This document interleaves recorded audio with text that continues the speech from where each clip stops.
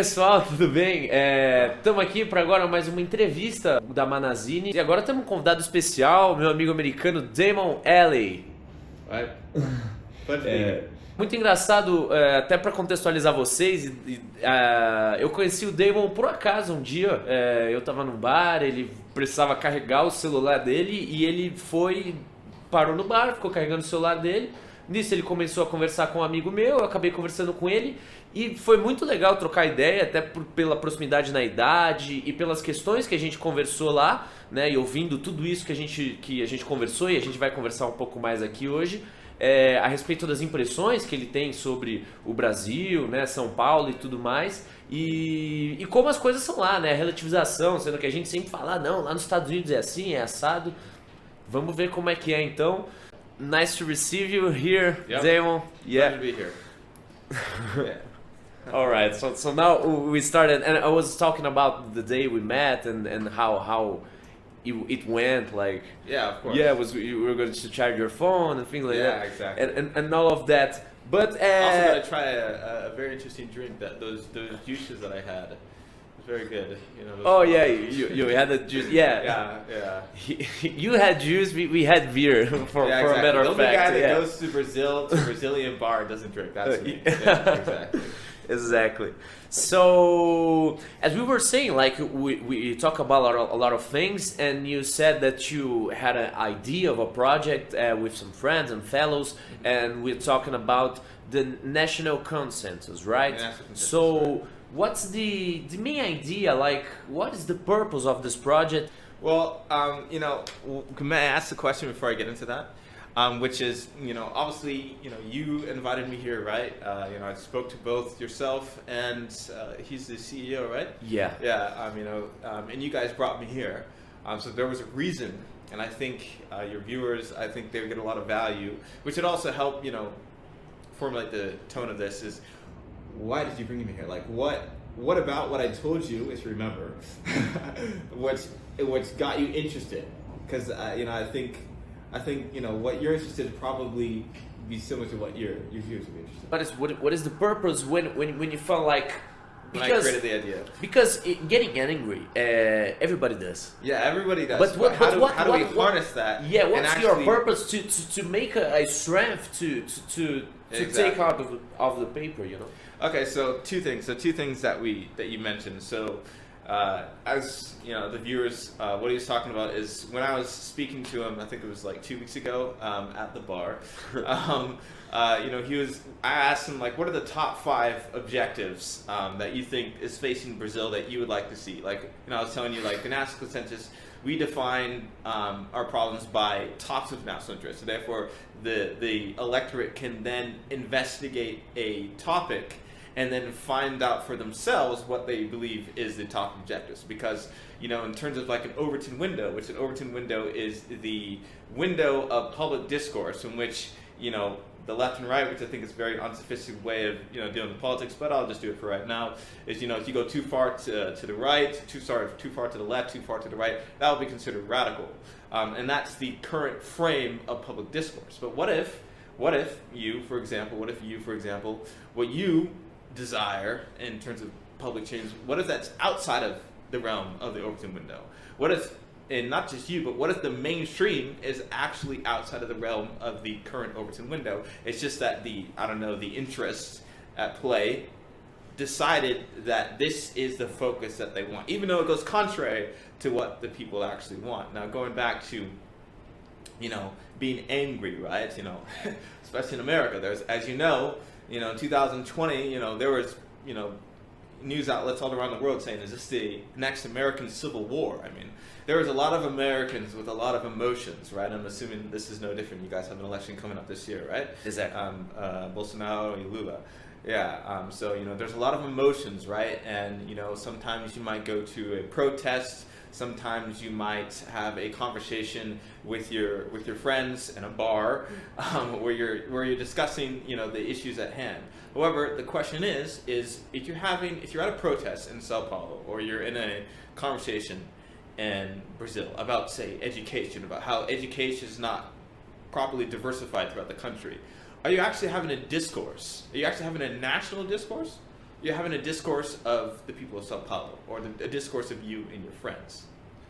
Yeah, like I have one perspective, you know, Yeah, because the Sao Paulo perspective. São Paulo perspective as a white person, a privileged person, as many things, as someone that went to college, went to high school, and other things. Like I have a distorted image of this. That has been your experience with Brazil. However, question like, do those people that you're talking about, the people that don't necessarily have the access to that the people of Sao Paulo have, do their lack of access, which can lead to missed opportunity, economics speaking, that these people are no longer going to be able to achieve the full economic potential that they have within themselves? You know, Exactly. like, hey, if they were able to go to school, get proper health care, would they be able to economically perform better, which would increase their tax base, which would ultimately result in a more positive outcome for the people of Brazil, right?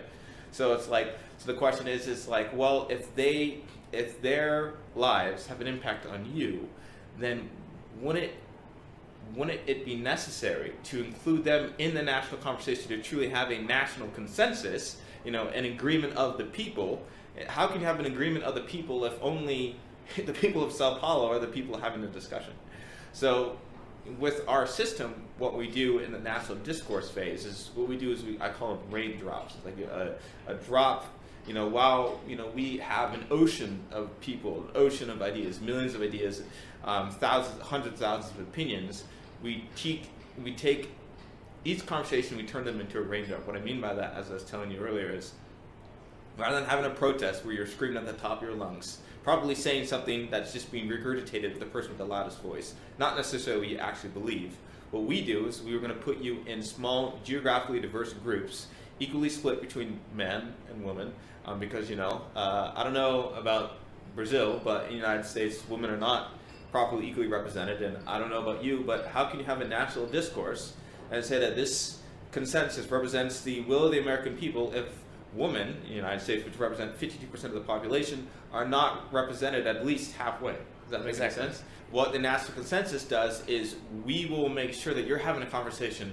Oh man, you're going to make fun of me, but you're going to have a conversation with someone with, I don't remember the states, but I do remember the cities, so I'll just go with this. So, conversation, 2 people from Porto Alegre, 2 people from Sao Paulo, 2 people from Recife, 2 people from the Amazons, and you have, that way you're getting that perspective, you're getting those opinions from those people, so therefore they can tell you, well, this is what's going on in my life, this is what's going on in your life. We both want better education, but in order to get an education system that truly works for all of us, we all need to be consulted, or else what's going to happen is, if Sao Paulo is the only person consulted, you'll end up with an education system that only works with people of Sao Paulo, because, well, the people of Sao Paulo are the only people consulted.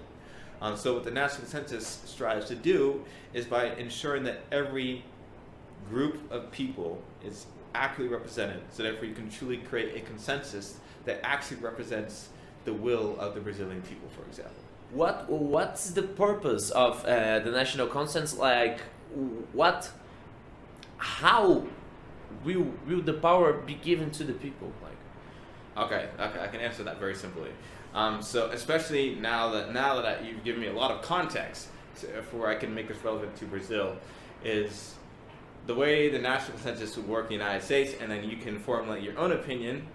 You can utilize your own intelligence and articulate your own opinion on what you believe, how that can help Brazil. So I'm not going to tell you. You can think yourself. Which is ultimately what we want to do, is we want people to be able to think themselves and articulate what they actually think, rather than people being told what to think.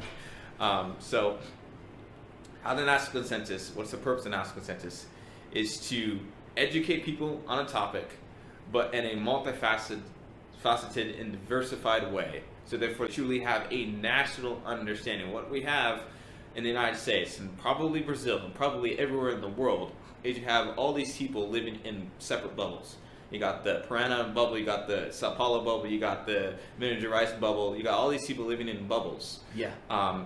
Which also makes it very easy to divide and conquer from a political standpoint, but we can get to that later.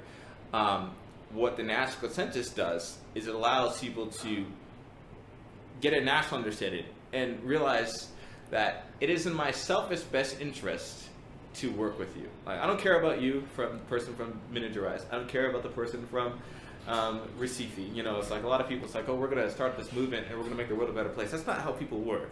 Most people, you know, I hate to say it, but the fact of the matter is most people care about themselves. They care about themselves, their immediate family, their immediate surroundings. Exactly. But what if I can take those selfish interests and I can combine selfish interests and then create a consensus of self-interest? Because if something, the average human, if it's in their selfish best interest to do something, they're going to do it 9 times out of 10, and they will, you know, go to war to make it happen.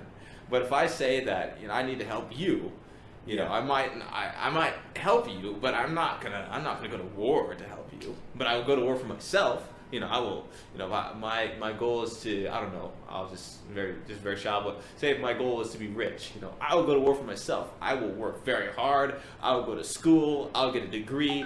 I will go the full 9 yards to get rich. Exactly. I'll do whatever I need. But to do you, like, and that's, I'm talking hours, years of effort.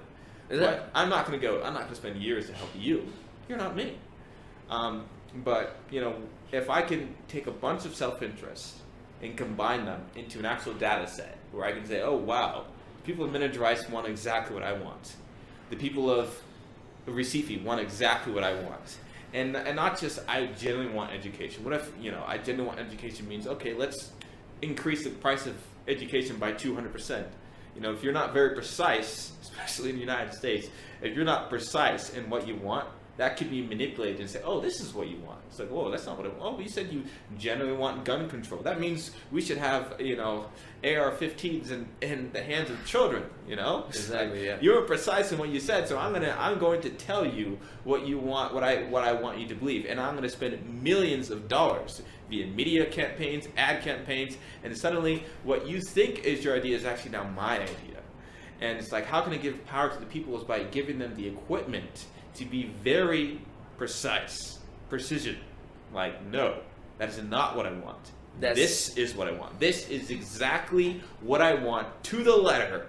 And I now have millions of Brazilians from all around the country, perfectly articulated from the communities, absolute unanimity in terms of general populace, and then also unanimity by region. So every single region's on board. The women on board, the men are on board. Everybody is on board, and we are very precise on what we have. And now we're going to take all of that massive amounts of political momentum, and then we're going to channel that into a very precise goal. So therefore, it is impossible to manipulate the people into saying this is what you want when you are very precise. I think that's what doesn't exist. Once you have all these people, you no longer feel you don't want to go to sleep anymore. You don't want to feel like, oh, there's nothing I can do about it, because you know there's something you can do about it. We just had a consensus, and it turns out that 90% of Brazilians want exactly what you want. So yeah, you're going to get the change. And it comes to, you know, well, okay, well, what about Damon? What about all these politicians? What about all these oppositions? Well, you really think that a politician who wants to stay elected is going to go against what 100 million Brazilians just said very precisely what they want, which means that if they go against that, now their opposition says, yeah, man, this guy just went against the will of the people of Brazil, and can actually mean that, because he can prove that, because the data says this is what the people of Brazil want. This is what the people of Brazil are going to get. And if you go against that, then you are against the people of Brazil. Now, any politician, you do that, and that's like political suicide. And that's what it should be. Going against, in a democracy, is ruled by the people. And anyone that goes against that to enforce their will over the will of the people is, by definition, anti-democratic. Exactly. And that's ultimately what it is we give the people of any electorate the ability to coalesce, educate, debate, and articulate their opinions in a way that is so concise and so precise that it creates a political position that is extremely powerful and very difficult to deviate from. My question would be like, well, the pharmaceuticals want, especially don't want maybe to solve problems, because if they would like solve some health problems, for example, they will stop like selling those medicines. How will you be able to convince a company, and not especially not politics, because politics, as you said, would be political suicide. But I'm talking about like how are you gonna convince companies that they have to be able to put aside their selfish interests. Profits. Well, that sounds a lot like a policy position. Well, in order to put your profits in front. Like I said, I don't really know enough about this, but this sounds like private interest. It sounds a lot like private profits, and which is a policy position that we're going to privatize healthcare and therefore give free reign of these private corporations to charge whatever they want. And we're not going to regulate, which is also another policy position, these private corporations' ability to profit the maximum, which is why they now have free reign to charge something that costs $5 to make for $600, and to make Americans basically have to work to survive, or else they stop taking the pill, they die, which happens. Insulin is a good one. That's a policy position. And the reason why we can't change that is because we can't create an opposition which is powerful enough in terms of money, in terms of precision, in terms of talent, in terms of, because obviously in order to get change you need lobbyists, at least in the United States, you need lobbyists, you need lawyers. Then you ask yourself, well, Damon, like I tried so hard. No, you didn't. It's like you thought that you were going to get change when this guy has 10 times more money than you do. He has complete control over a lot of politicians' ability to be politicians, which means they control. The politicians are going to be advocating for them because they don't want to lose their position of power. They're able to buy. They're able to pay for entire think tanks that tell you exactly what you want to hear, what they want you to know. It's like, oh, tobacco's not bad. Tobacco's good. Actually, it's actually really good for you. You should smoke tobacco. It is a matter of, and this is another philosophy that we have, is industrial politics. It's a matter of how much money you have, how much marketing can you put into it, how much ads can you buy. All that requires money and resources, which is precisely why the National Consensus is a for-profit corporation.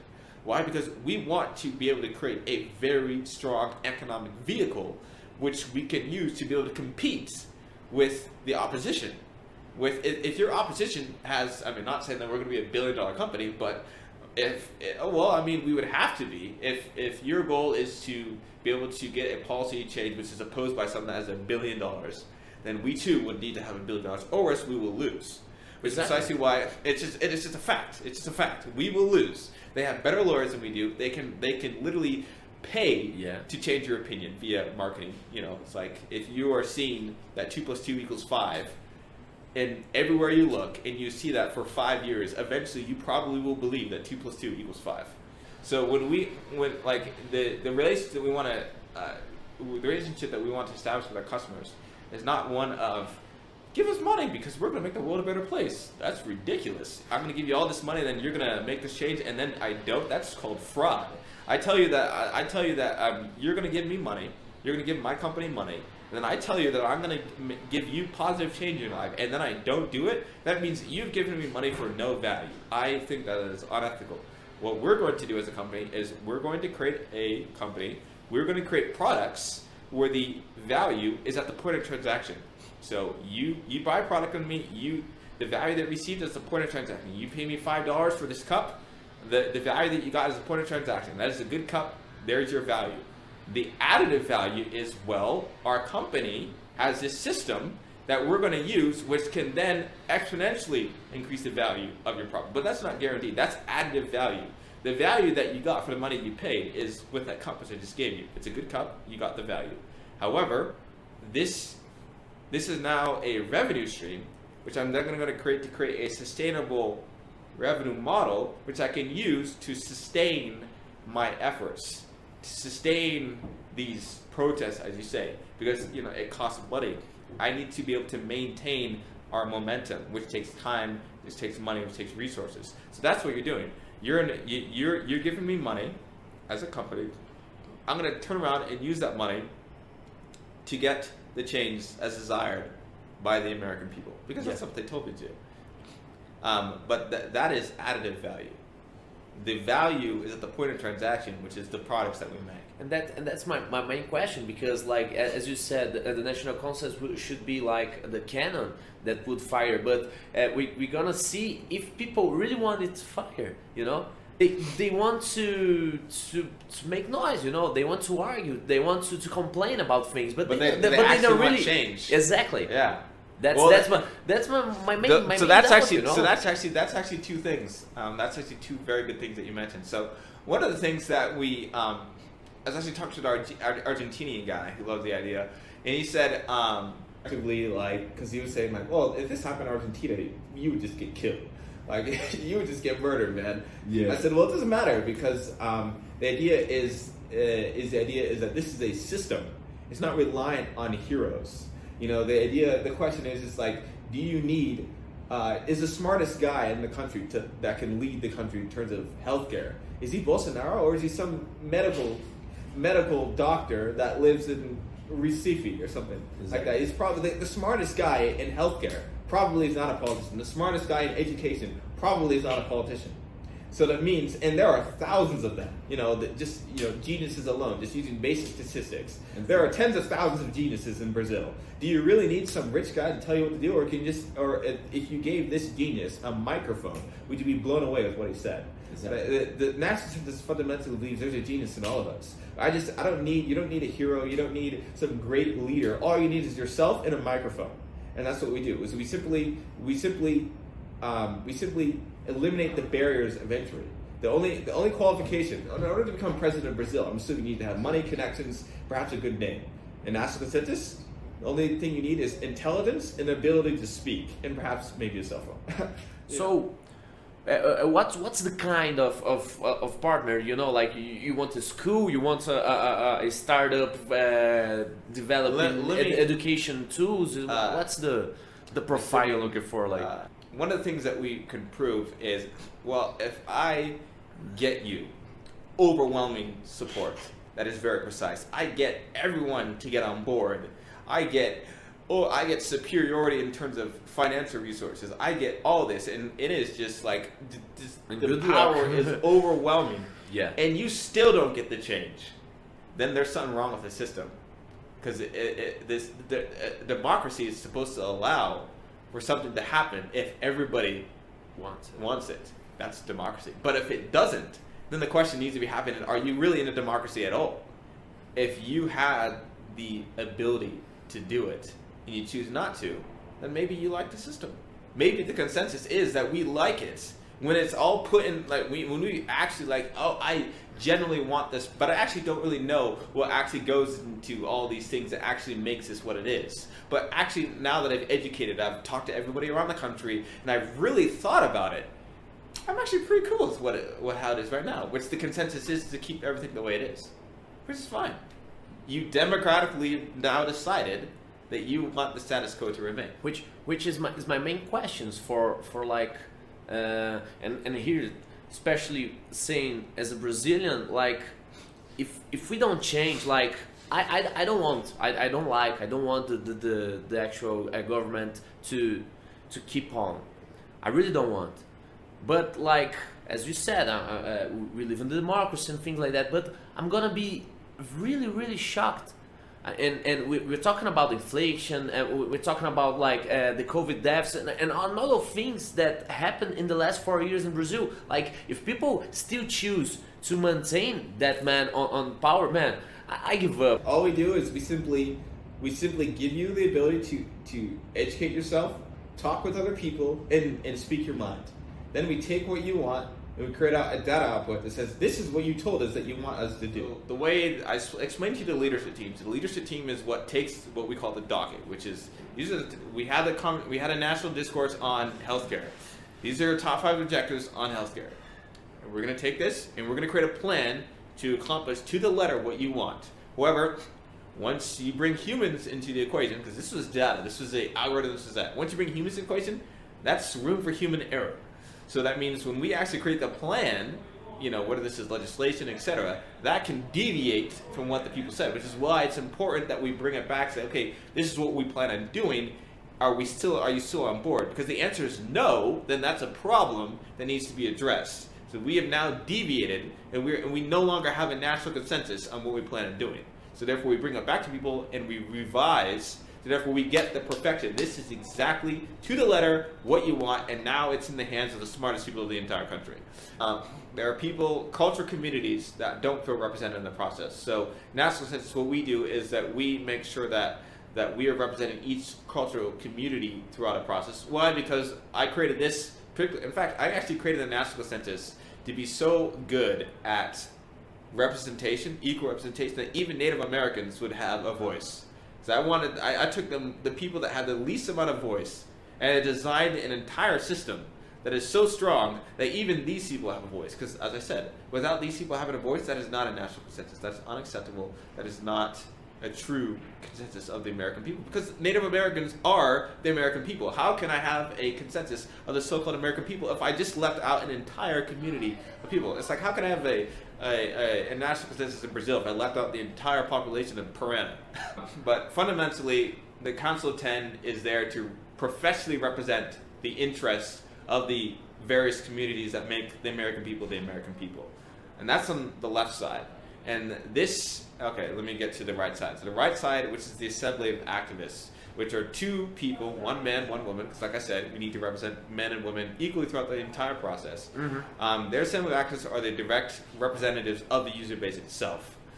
So the Assembly of Activists are the people that, through our process, which is, through education, through a national competition, you can be a part of the Assembly of Activists, which is that, remember I said, the only way you need to become influential in our system is by being smart. I don't care who you are. If you're some genius that was from a poor family and lives in the Midwest, but you're smarter than all the politicians, I don't want to listen to politicians. I want to listen to you. I want to hear what you have to say. Now, they're not going to take this massive amount of power they now have in their hands to do what they want to do. That's no. You're there to do what the user base told you to do.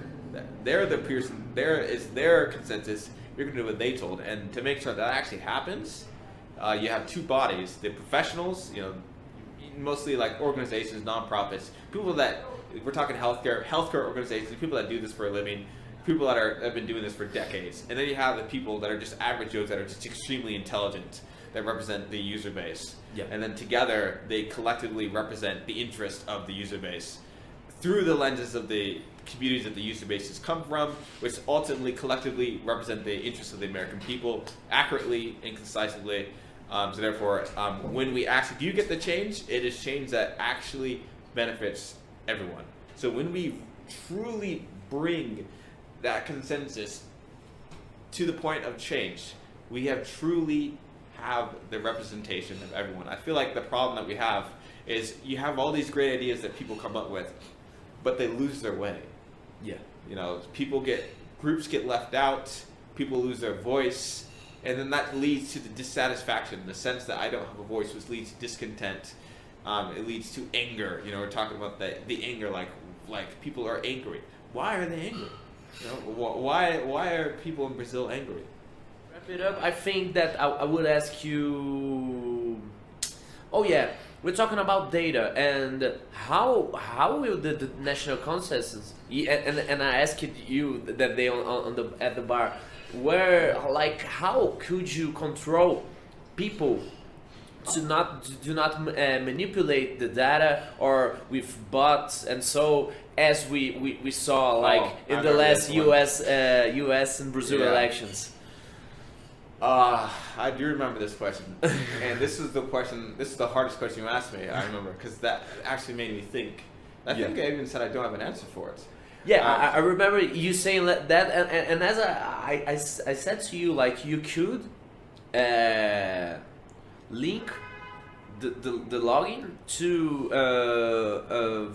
an ID, exactly. A national security number. So cybersecurity, we understand, as probably our greatest challenge as a company, because especially if we become, one of the most powerful political organizations in the country, if you are either a foreign interest or a domestic interest, if you can control the most powerful political organization in the country, which therefore can actually get the change, if you can tip the balance towards you, then, like I said, national consensus can be dangerous. And that's the dangers that we're talking about, which is probably a good way to wrap this up, is how can the national consensus be dangerous, and how can you prevent that danger from hurting the people that you're actually trying to help? Well, cybersecurity is something that we understand is very important.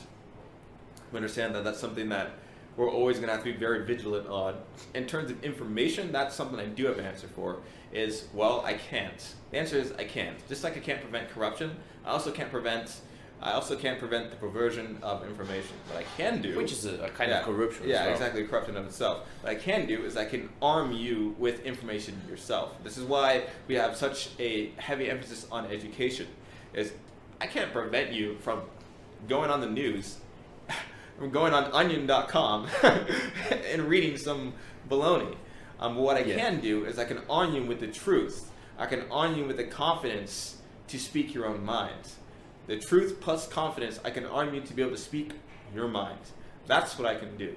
And I can provide you with knowledge of things to look out for, of ways, of tell you the ways that you have been manipulated and are currently being manipulated, and allow you to know the ways that you can manipulate it, and therefore arm you with the tools to prevent yourself from being manipulated. But ultimately, I can't prevent you from doing anything. I can't force you to do anything, nor can I stop you from doing anything. Yeah, it is possible that the national consensus could be used to take stances that are universally considered bad.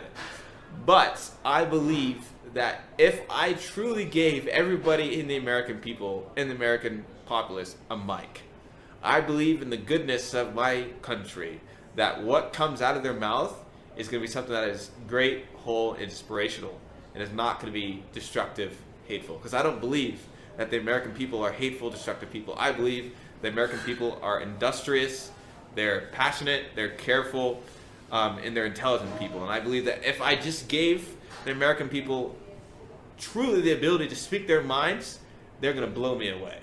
And that's what I'm counting on. And that's I believe on that too, especially for Brazilians as well. So now to finish, what does the word, like you as a world citizen or me as a world citizen, what the word needs? It's a more wide question. What the word needs to get better, to change, to really change.